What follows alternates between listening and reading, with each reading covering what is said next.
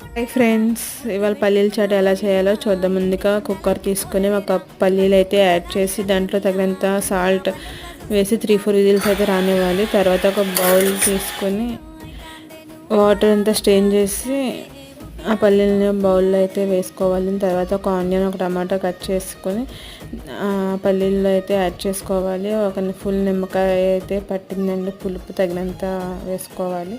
తర్వాత కొత్తిమీర, కరివేపాకు, తగినంత ఉప్పు, కారం, చాట్ మసాలా ఉంటే చాట్ మసాలా వేసుకోవచ్చు.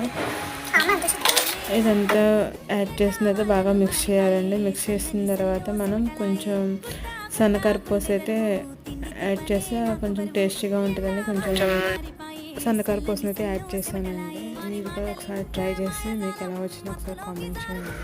టేస్ట్ అయితే సూపర్గా వచ్చిందండి. Please subscribe to my channel.